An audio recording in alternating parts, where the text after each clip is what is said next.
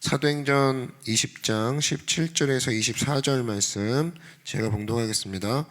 바울이 밀레도에서 사람을 에베소로 보내어 교회 장로들을 청하니 오매 그들에게 말하되 아시아에 들어온 첫날부터 지금까지 내가 항상 여러분 가운데서 어떻게 행하였는지를 여러분도 아는 바니 곧 모든 겸손과 눈물이며 유대인의 관계로 말미암아 당한 시험을 참고 주를 섬긴 것과 유익한 것은 무엇이든지 공중 앞에서나 각 집에서나 거리낌이 없이 여러분에게 전하여 가르치고 유대인과 헬라인들에게 하나님께 대한 회개와 우리 주 예수 그리스도께 대한 믿음을 증언한 것이라. 보라, 이제 나는 성령에 매여 예루살렘으로 가는데 거기서 무슨 일을 당하는지 알지 못하노라. 오직 성령이 각 성에서 내게 증언하여 결박과 환난이 나를 기다린다 하시나 내가 달려갈 길과 주 예수께 받은 사명 곧 하나님의 은혜의 복음을 증언하는 일을 마치려 하면은 나의 생명조차 조금도 귀한 것으로 여기지 아니하노라. 아멘. 네, 오늘은 우리와 함께 하시는 하나님, 우리와 함께 하시는 하나님이란 제목으로 하나님 말씀 증거하도록 하겠습니다. 우리는 잠시 후에 일어날 일을 전혀 모릅니다. 이게 연간의 여전한 숙제죠. 예수 믿는 사람들은 좀 다를까? 그래서 막 기도하면 잠시 후에 벌어질 일이 막 내 눈앞에 막 보여주시고, 세상 사람들은 알지 못하는 나만이 갖고 있는 정보, 나만이 갖고 있는 예언들, 막 이런 것들을 바로바로 주셔야 되는 거 아닌가.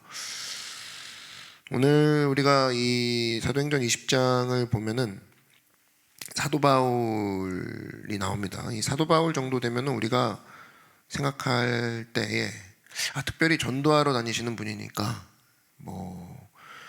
거창한 그림까지는 안 보여주더라도 어디 가서 무슨 일이 일어날지 늘 보여주시고 또 안전하게 이끌어 주실 거야 라고 속삭이시는 어떤 주님의 음성을 들어야 맞지 않겠습니까?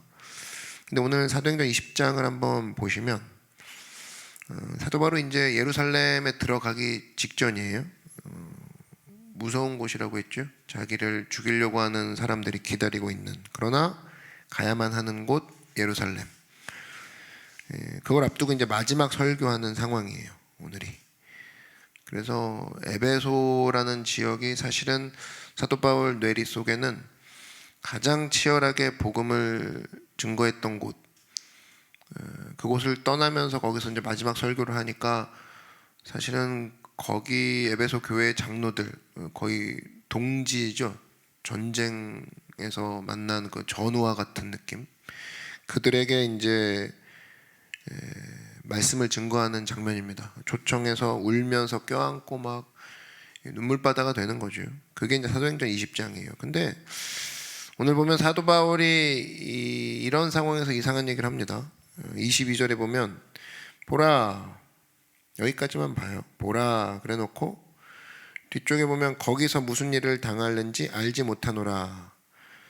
사도 바울이 하는 소리는 결과적으로 나 앞으로 무슨 일 당할지 몰라, 그 얘기거든요. 근데 중간에 뭐가 있냐면 이제 나는 성령에 매여 예루살렘으로 가는데 거기서 무슨 일을 당했는지 알지 못하노라. 그냥 듣기에는 뭐야, 기도하는 양반이 가서 확신도 없이 가는 거야? 왜 이렇게 두려움에 있어? 왜 이렇게 공포에 있는 거야? 아니면 의문문밖에 없어? 왜 이렇게 확신에 믿음에 찬 고백이 아닌 거야? 이렇게 생각할 수 있을 정도로 뒤에 말만 들으면 거기서 무슨 일을 당하는지 알지 못하노라. 그런데 더 웃긴 건 이제 나는 성령에 매여 이렇게 얘기하죠. 그러니까 매여 있대요. 그러니까 여기서 알 수 있는 게 뭐냐면 성령님과 함께 하고 있는데 이분이 앞날을 안 알려준다? 앞날까지는 안 바라지만 예루살렘이라는 이제 무서운 도시, 언제보다도 더 보호가 필요한 도시를 가면서 그 사도 바울이 성령에 매여 있다고 하는데 나 무슨 일 당할지 몰라, 이런 얘기를 하게 놔둔다. 이게 참 이상한 거죠. 근데 한 가지는 알려주셨어요. 그 알려주시는 그 성령님이 사도 바울에게 알려준 정보 중에 하나가 23절입니다. 오직 성령이 요건 알려줬대요. 각 성에서 내게 증언하여 결박과 환난이 나를 기다린다 하시나. 오직 성령이 각성해서 내게 증언하여. 여기까지만 들으면 그럼 그렇지, 성령님이 나와 함께 하신다고 하니 아무 일이 없겠구나, 안심하겠구나. 그런데 그 내용을 보니까 결박과 환란이 나를 기다린대요. 여기서 이제 이상하네 이렇게 느껴지는 거죠. 성령이 계신데 아무 일도 어떤 일이 일어날지 몰라, 거의 그 느낌으로 가고 있는 사람에게 내가 하나 확실하게 얘기한다, 결박과 환란이 너 기다리고 있다, 이런 얘기를 하고 있으니 이게 환장을 노릇이죠. 이걸 모르는 사람은 야, 이거 성령님이 별 힘이 없구만, 뭐 예수 믿어도 별 능력이 없구만 생각할 수 있다는 겁니다. 근데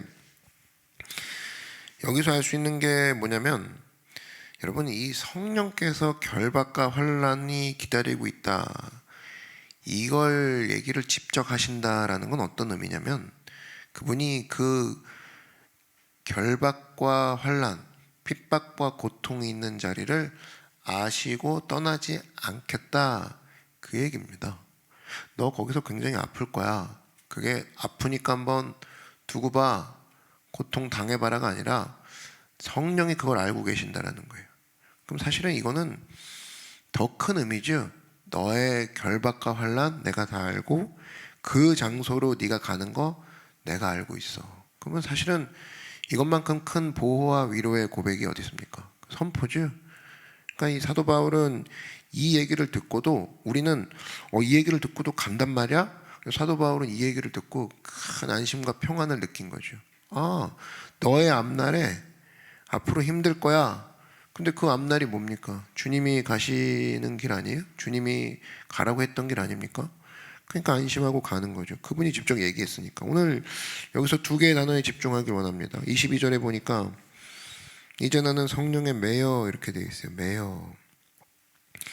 이 매여는 사실은 뭐 헬라어 성경의 도움을 좀 얻으면 데데메노스라고 하는 건데, 이건 오래전부터 묶여있는 상태예요. 언제까지? 지금까지.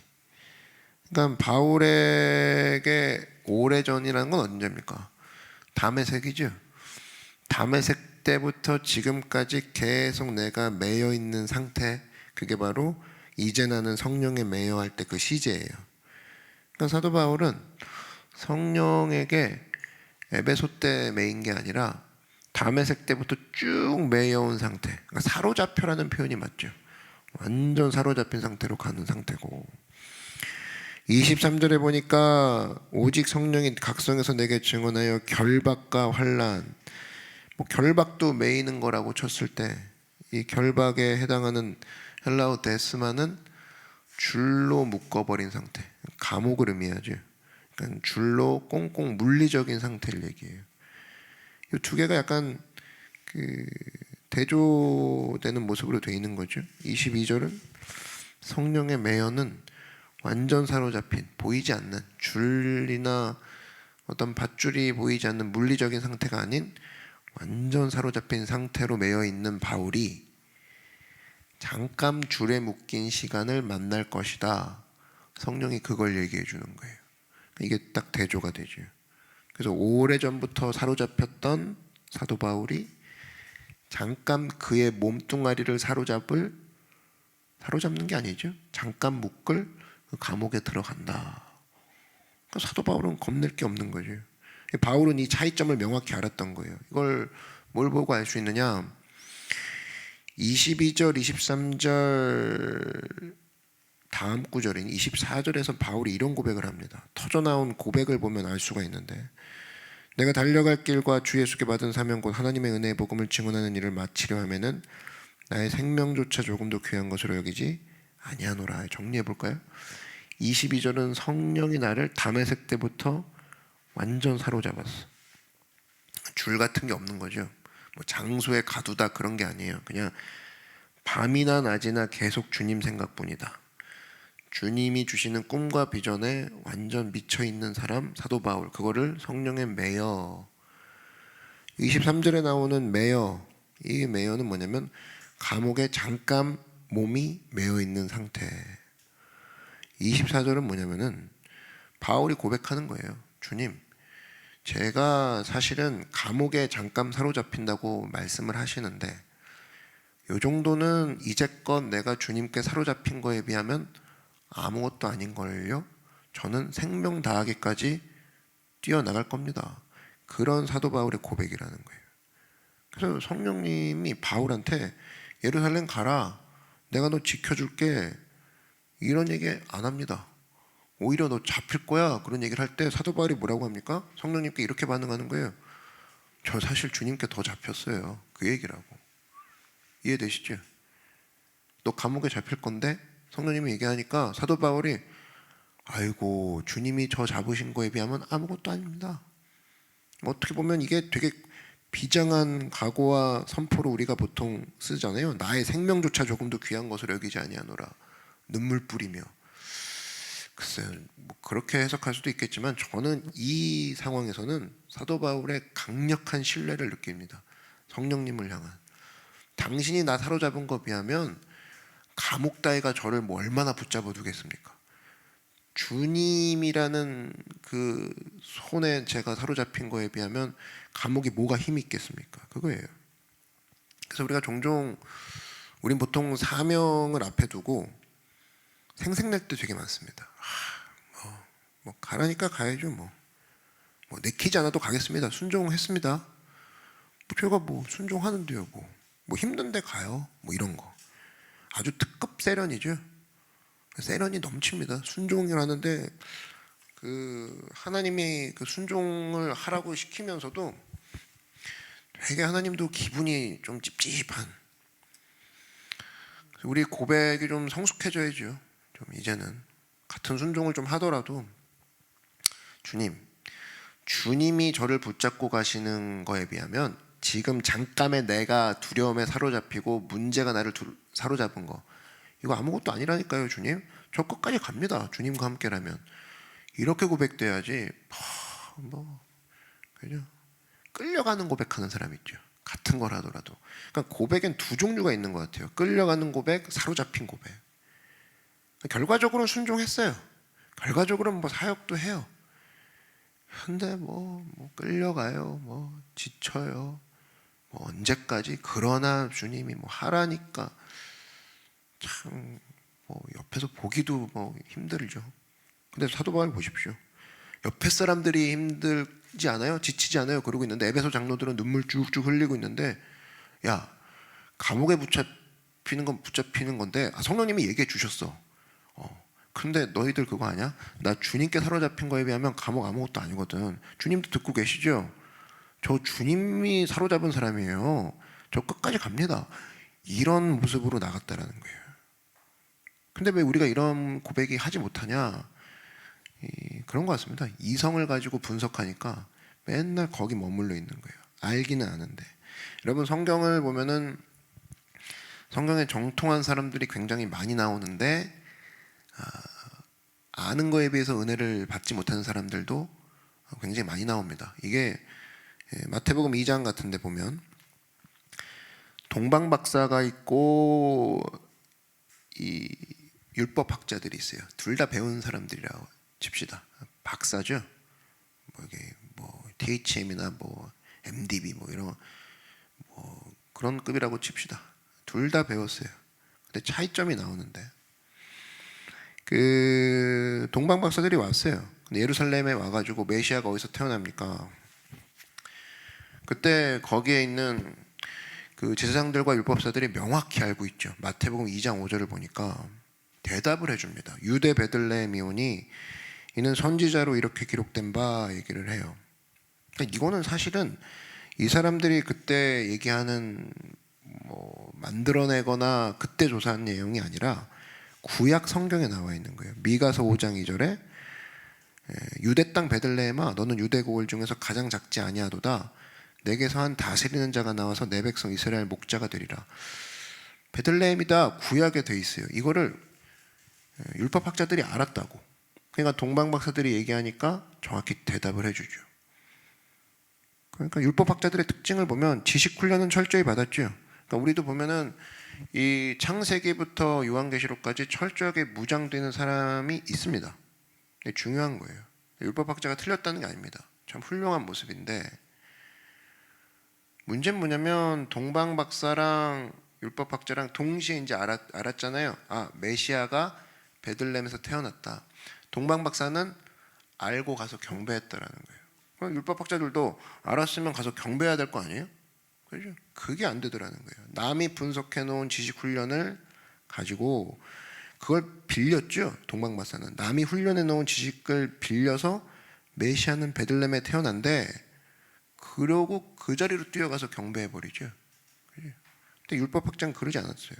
동방박사들 보니까 마태복음 2장 11절 보니까 집에 들어가 아기와 그의 어머니 마리아가 함께 있는 것을 보고 엎드려 아기께 경배하고, 동방박사는 비록 남이 공부해 놓은 지식이지만 뭐 설교라 칩시다. 설교를 듣고 바로 가서 경배해 버리죠. 그죠? 그러니까 이게 목사들도 문제인 게, 자기가 설교하고 자기가 실천 안 하면 율법학자 꼴이 나는 것 같아요. 그죠? 동방박사 성도들이 훨씬 낫죠. 여러분들이 훨씬 더 나은 것 같아요. 설교 듣고 거기서 막 뜨거워지고 바로 뛰어가서 오늘 막 그 하나님의 은혜를 내가 경험하기 원합니다. 그 성도가 사실은 목사보다 낫죠. 여러분, 이 이성을 가지고 분석하다 보면 오히려 말씀을 막 분석하고 있으면 말씀 잘 쪼개는 목사들 있죠. 이게 참 실천에서 참 문제가 되는 게 많은 것 같아요.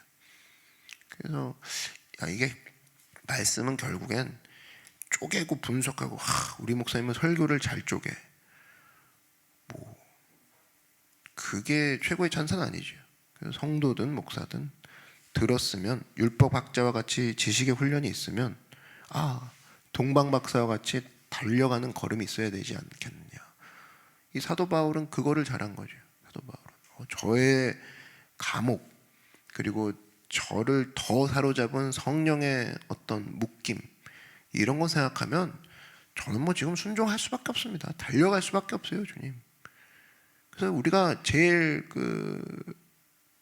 어떤 경계해야 되는 것 중에 하나가 지식입니다. 이성. 그렇다 그러면 뭐 교회 오면 무조건 믿습니다 해야 되냐? 무조건 뭐 사고가 없어야 되냐? 그게 아니죠. 같이 가야죠. 키에르케고르가 유명한 얘기 있죠. 마차를 타고 가면서 등불을 켜고 가는 마부를 보면서 이런 얘기했습니다. 마차에 켜놓은 저 등불 때문에 아름다운 별 하늘이 보이지 않는구나, 그런 얘기를 했어요. 그러니까 등불 때문에 별이 안 보인다는 거예요. 우리 삶 가운데 똑같은 얘기예요. 앞에 조금 비추라고 하나님이 이성이라는 빛을 허락해 주셨어요. 그러면 이성은 필요해요. 어두울 때 도시길을 달려가는 마차에 달려있는 등불과 같으니까. 근데 오히려 요걸 통해서 잘 가라고 해준 이성의 빛 때문에 저 뒤에 산과 골짜기로 쏟아져 내리는 그 별 하늘을 못 보는, 그게 오히려 이성이 장애가 될 수 있다는 겁니다. 그래서 여러분, 이성은 약이 될 수도 있고 독이 될 수도 있다는 거예요. 율법학자들은 독이 된 거죠. 오히려 그걸 통해서 하나님을 못 보게 된 거예요. 그래서 여러분, 이성으로 분석할 때가 있어요. 책 읽고 말씀 묵상할 땐 이성으로 분석도 해야 되죠. 근데 명심해야 될 게 뭐냐? 반드시 성도에게는 이성을 내려놔야 될 때가 있다라는 거예요. 놔야 되는 순간. 성경 연구할 때도 마찬가지예요. 이성의 불을 켜놓고 접근할 때가 있고, 이성의 불을 꺼놓고 밤하늘의 별을 보는 것과 같이 이 뒤에 있는 하나님의 마음을 읽어야 될 때가 있다라는 거예요. 예배 드릴 때도 마찬가지예요. 말씀 읽을 때가 있어요. 그리고 나서 기도하는 시간이 필요한 거죠. 기도는 뭡니까? 이성으로 하는 게 아니지. 하나님, 내가 안 됩니다. 힘듭니다.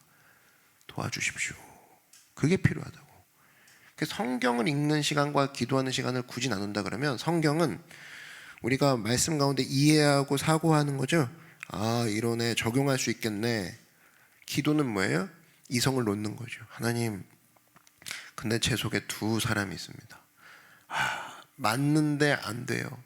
도와주소서. 이게 어떻게 이성적이에요? 이성 놓고 나가는 거지. 근데 거기서 역사가 일어나는 거죠. 근데 어떤 사람들은 말씀 읽으라고 할 땐 눈 감고 있고, 이 시간 기도합시다. 그러면 그 어두운 데서 성경책 피고 있고, 좀 이해가 안 되는 행동이 있어요 가끔. 그 제대로 활용을 좀 했으면 좋겠어요. 우리가 말씀 읽을 때는 맞다, 내가 이렇게 행동해야 돼, 내가 그랬구나. 근데 기도하라니까요. 기도로 항상 넘어가야 돼요. 근데 이게 주님 내 힘으로 안 됩니다. 나의 공로가 없습니다. 예수님 아니고선 살 수가 없군요. 그러면서 그 뒤에 말씀하시는 인격적인 예수님을 만날 때가 반드시 필요하다라는 거예요. 같이 가야 돼요. 같이 가야 돼요. 여러분, 이 환경은 특별히 오늘 본문을 통해서 알 수 있는 건 뭐냐면, 우리 하나님께서는 나를 향해 언제나 이성으로도 함께하길 원하시지만 이성을 내려놓고 우리 스스로 한 사람 한 사람이 주님께 다가와서 가까이 감으로 말미암아 언제나 주님께 사로잡혀 있기를 바라시는 분이 하나님이라는 거예요. 여러분, 환경은요, 이 사도 바울은 감옥 같은 부분. 감옥은 지금 가서 뭐 발견한다 그러면은 발견할 수도 없죠. 사도 바울이 이게 갇혔던 감옥이래. 사도 바울도 없고 감옥도 사라지고 간수도 사라졌어요. 근데 사도 바울을 붙잡았던 주님의 그 손은 지금도 영원하시죠. 그래서 여러분, 환경은 여러분을 뭐 잠깐 사로잡을 수 있지만 주님은 여러분을 절대 놓지 않으신다라는 거예요. 그게 성경이 증거하고 있는 거예요. 여러분, 환경 갖고 기도할 때가 있죠. 죽을 것 같습니다. 근데 잊지 말라고. 이 환경이 나를 완전 놓고 안 놔줄 것 같으니까 죽을 것 같은 거잖아요. 근데 그때 떠올리라는 거예요. 주님은 이 환경은 내년이면 까먹고 시간 지나면 없어지고 이렇게 사라질 환경이지만, 환경의 감옥이지만, 어떻게 보면 주님의 은혜의 그 소나기는 이 환경들이 다 사라지고 내 육체가 사라지고 내 모든 것들이 지나간다 할지라도 주님이 나를 붙잡은 그 손은 사라지지 않아. 거기서 힘이 나오는 거죠. 거기서 달려갈 힘을 얻는다는 거예요. 시편 46편 7절에 만군의 야훼께서 우리와 함께 하시니, 주님이 나를 사로잡고 계시니, 그거 아니에요? 야곱의 하나님은 우리의 피난처시로다. 피난처도 마찬가지예요. 여러분이 지금 이거면 안전해, 그거 느낄 때마다 항상 그거 떠올리라고. 주님이 나를 붙잡은 소나기, 이거는 이 피난처가 사라져도 이 피난처는 영원해. 그걸 아는 순간 교만해지지 않죠. 문제도 똑같이 바라봐야죠. 이게 나를 사로잡고 있는 한 아무것도 못해라고 하는 게 사실은 주님이 나를 사로잡은 사랑의 소나기보다 더 세랴 거기서부터 힘이 난다는 거예요. 이사야서 46장 4절에 너희가 노년에 이르기까지 내가 그리하겠고 백발이 되기까지 내가 너희를 품을 것이라. 내가 지었은즉 내가 업을 것이요 내가 품고 구하여 내리라. 여러분, 영향력 있는 사람이 한마디 하면 그 말을 계속 우리가 곱씹죠. 와, 분명히 우리한테 도와준다고 했어. 그날 반드시 온다고 했어. 기다려봐. 그분이 얘기했다니까. 막 이런 것들. 근데 지금 하나님이 뭐라고 하냐면 내가 지었은즉 내가 업을 것이요 내가 품고 구하여 내리라. 내가 하나님이 그런 얘기했어요. 자기 약속을 시건치 않으시는 분이 얘기했어요. 믿을만 하지 않아요? 여러분, 어떤 뭐 사람이 나한테 얘기를 했을 때 뭐 신세계 무슨 뭐 어떤 뭐 회장님이 우리 동네 감자 다 팔아준대. 그래? 막 그러대. 와, 살았다. 이제 농가가 살았구나.